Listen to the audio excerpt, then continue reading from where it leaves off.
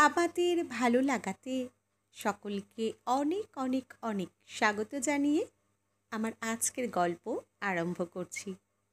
আজকের গল্প অনন্যা। গল্পটি তাহলে শুরু করি। কলেজের প্রথম দিনই যার দিকে প্রথম নজর গেছিল সে যুথিকা। একই ক্লাস, শুধু আমি না, কলেজের সবার নজরই ছিল বোধহয় যুথিকার ওপর। আর নজর থাকবে নাই বা কেন? মফস্বলের একটা কলেজে যেখানে আমরা পড়তাম, মেয়েরা খুব বেশি সাজগোজ করে কলেজে আসতো না। একটু টিপ আর কাজল। যুথিকা কিন্তু আইলাইনার থেকে শুরু করে দামি দামি পোশাক পরে সেজে গুজে কলেজ আসতো। তার উপর সে ছিল ডার্ক সাইডে সুন্দরী, তাই নজরটাও সবার ওই ওপরেই ছিল। আর আমি বোধহয় লাইনের সবার পিছনে ছিলাম। আমি দরিদ্র ঘরের ক্যাপলাকান্ত ছেলে, মেয়েদের দিকে তাকাতেই তো ভয় পেতাম। মাথায় একগাদা নারকেল তেল মেখে ভালো ছেলের মতো স্নান খাওয়া করে কলেজে যেতাম। বন্ধুবান্ধবও তেমন ছিল না, কারুর সাথে মিশতেই তো পারতাম না। আমাকে তো কেউই পাত্তা দিত না। তবে ভালো লাগাটা কি অস্বীকার করা যায়? এই বয়সে প্রেম জিনিসটা সবার জীবনে যেমন আসে, আমার জীবনেও মনে মনে এসেছিল যুথিকাকে দেখে। না না, ভাববেন না প্রেম করেছি, ওটা তো একতরফা প্রেম ছিল। তো একদিন শুনলাম এই যুথিকা প্রেম করছে আমাদের এক সিনিয়র দাদা কল্যাণের সাথে। বিশাল বড় লোকের একমাত্র ছেলে, ভালো ছেলে। শুধু একটা ব্যাপার, কল্যাণের একটা পা ছোট, তাই একটু পা টেনে টেনে হাঁটে।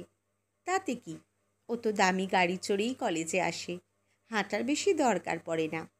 সেকেন্ড ইয়ারে শুনলাম বিয়ের সব ঠিকঠাক ওদের, পরীক্ষার পর বিয়ে হবে। কতজনের যে বুক ফেটে গেল, কত বালিশ যে চোখের জলে ভিজল, কে তার খবর নিল? হ্যাঁ, আমারও চোখের জলে বালিশ ভিজেছিল। 2 দিন খেতে পারিনি। দুঃখের বিষয়, এই কথাটা কাউকে বলতেও পারিনি। প্রথম প্রেমের এরকম পরিণতি যে কী কষ্টের, অনেকেই সেটা জানে। যাই হোক, একটা কথাই তখন ভেবেছিলাম, পৃথিবীতে টাকাটাই সব। তোমার কাছে টাকা আছে মানে তুমি পৃথিবীর সব কিছু পেতে পারো। তোমার সব খুঁত ঢেকে দেয় টাকা। আর রূপের সাথে অর্থের কিন্তু একটা বেশ মিলমিশ আছে। অর্থ পারে সব খামতি পূরণ করতে। আমার তো কিছুই নেই, যদিও ওই ভাবনাটা ওই বয়সে এসেছিল। তারপর আর ভাবিনি ওটা নিয়ে। ওহো, আমি তো নিজের পরিচয় দিইনি এখনও। আমি অর্জুন, বয়স ওই প্রায় 40। মোটামুটি ভালোই একটা চাকরি করি, স্ত্রী আর একমাত্র ছেলে নিয়ে আমার সুখী সংসার। আমি আমার বউকে কিন্তু খুব ভালোবাসি। আর হ্যাঁ, আমি কিন্তু এখন সেই মাথায় তেল জপজপে ক্যাপলা মার্কা আর নেই। অনেক পরিণত একজন মানুষ এখন আমি। আমার বউকে তো অনেকেই নাকি আমার জন্য ঈর্ষা করে। না না, আমি বলছি না, আমার বউ বলে। আমার একটা মোটামুটি বড় গাড়ি আছে, তবুও সাইকেল চালাতে কিন্তু আমি এখনও ভালোবাসি। গাড়ি খুব কম চড়ি। সে যাই হোক, আমি ভীষণ সুখী একজন মানুষ। অফিস যাই, বাড়ি ফিরে ফ্যামিলিকে সময় দিই, আর ওই একটু ফেসবুক হোয়াটসঅ্যাপ করি। বন্ধুবান্ধব এখন আছে কিছু, কিন্তু আমার ভালো লাগে আমার পরিবারের সাথে সময় কাটাতে। একদিন ফেসবুক দেখতে দেখতে হঠাৎ একটা ছবিতে চোখটা আটকে গেল। আরে, এ তো সেই যুথিকা। কেমন একটা গিন্নি গিন্নি মতো দেখতে হয়েছে। ভরাট গোলগাল মুখটা, অনেক চেঞ্জ। মাথায় সিঁদুর পরে কিন্তু খুব সুন্দর লাগছে। একবারেই চিনতে পারলাম, কারণ ওই চোখ দুটো কোনো দিন ভুলব না। এখনও চোখ দুটো যে মনে গেঁথে আছে। প্রোফাইল চেক করে দেখলাম ওই একটা খুলতে হয়, তাই বোধহয় খুলে রেখেছে। কোনো দিন খুলেও দেখে না বোধহয়। কোনো পোস্ট নেই, 2-1টা ছবি ফ্যামিলির সাথে। দিলাম একটা ফ্রেন্ড রিকোয়েস্ট পাঠিয়ে, দেখা যাক কি হয়। 1 মাস যায়, 2 মাস যায়, ভুলেই গেছিলাম একরকম। প্রায় 3 মাসের মাথায় দেখলাম রিকোয়েস্ট অ্যাকসেপ্ট করেছে। সাথে সাথে মেসেঞ্জারে কেমন আছো লিখলাম। তারপর কলেজের কথা মনে করার জন্য কিছু বন্ধুদের নাম লিখলাম, না হলে যদি ব্লক করে দেয়। পরদিন উত্তর এলো, চিনতে পেরেছে। তারও নাকি আমাকে একটু চেনা লেগেছে, জানি না কী করে। আর এক কলেজে এক ইয়ার দেখে রিকোয়েস্ট অ্যাকসেপ্ট করেছে। এরপর মেসেজের ফুলঝুরি ছুটল।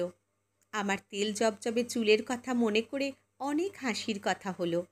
এখন কি করি, ফ্যামিলিতে কে কে আছে, কোথায় থাকি, এসব কথাই হতে থাকলো। সাথে আরও অনেক কথা, শেষই হতে চায় না যেন কথা। মনের মধ্যে বেশ একটা ভালো লাগা কাজ করছিল। আপনারা আবার এটাকে এই বয়সের প্রেম ভেবে বসবেন না যেন। আসলে পাত্তা পাইনি তো কোনো দিন একটু কথা বলার, তাই ওই একটু ভালো লাগা, আর কিছুই না। আস্তে আস্তে অনেক কথা জানতে পারলাম। 2 ছেলে মেয়ে নিয়ে একটা অসুখী দাম্পত্য জীবন ওর।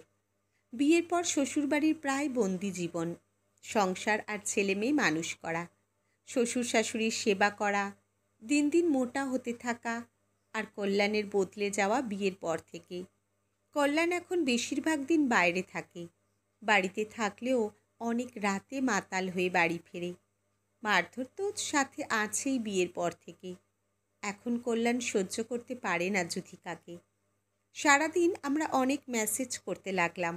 যুথিকার এখন একমাত্র বন্ধু আমি। কারোর সাথে ওর যোগাযোগ আর নেই। মাঝে মাঝে সময় পেলে একটু কথাও বলতে লাগলাম ফোনে। সুযোগ বুঝে একদিন বলেই ফেললাম, ওকে আমার খুব ভালো লাগতো। ও শুধু বলল, তাই নাকি?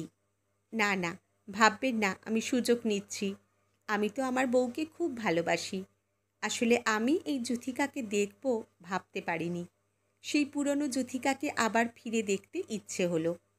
কথা বলতে বলতে ওকে বোঝাতে শুরু করলাম, এইভাবে জীবনটা শেষ না করতে। প্রত্যেকের নিজস্ব একটা জীবন থাকা দরকার।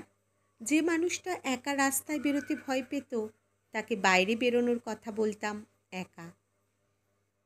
অন্তত নিজের জন্য কিছু কেনাকাটা করতে, অথবা কারুর বাড়ি যাওয়ার জন্য।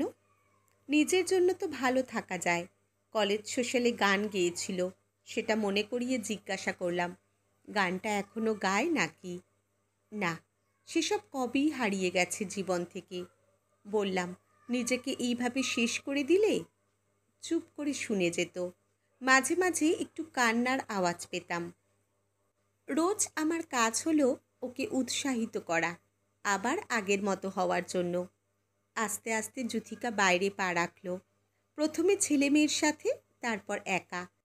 একদিন শুনলাম যুথিকা জিমে যাবে ভেবেছে। মেয়ের সাথে গিয়ে জিমে ভর্তি হলো। সারাদিন সময় না পেলেও সারাদিনের সব কথা আমার সাথে শেয়ার করে রাতে মেসেজ করে। আমিও উৎসাহ দিয়ে যাই। কিছু মাসের মধ্যেই একদম চেঞ্জ। আগের মতো না হলেও অনেক চেঞ্জ এখন যুথিকার। চেহারা অনেক স্লিম হয়েছে, অনেকটা আগের মতো প্রাণবন্ত। গানটা আবার শুরু করবে বলেছে, যা বন্ধ ছিল এত বছর। ফোন করলে এখন সে বকবক করেই যায়, আর আমি নীরব শ্রোতা। বুকের ভেতর কথার পাহাড় ছিল। আগ্নেয়গিরির মতো সব আমার সামনে বেরিয়ে আসতে লাগলো। আজ যুথিকার নিজস্ব বুটিক অনন্যার উদ্বোধন, আর আমাকে আমন্ত্রণ করেছে ওর বুটিকের উদ্বোধন করতে। আমার জন্যই নাকি ও আবার নিজেকে ফিরে পেয়েছে, তাই উদ্বোধন আমাকেই করতে হবে। সকাল থেকেই ভেবে যাচ্ছি, একটু হলেও যুথিকার জীবনে আমার তো কিছু ভূমিকা থাকলো। এটাই বা কম কিসের? ভালোবাসলে ভালোবাসার মানুষটাকে ভালো রাখতে হয়, তবেই তো সেটা ভালোবাসা। আর আমি বোধহয় পেরেছি সেটা। জানি না এই সম্পর্কের কি নাম দেব। বন্ধুত্বই বোধহয় ঠিক। তবে শুধুই কি বন্ধুত্ব? জানি না। থাকুক একটা নামহীন সম্পর্ক, যা অনেক সম্পর্কের থেকেও দামি। আজকের গল্প এখানেই সমাপ্ত। কলমে কবিতা চক্রবর্তী, পাঠে জয়তী। ধন্যবাদ।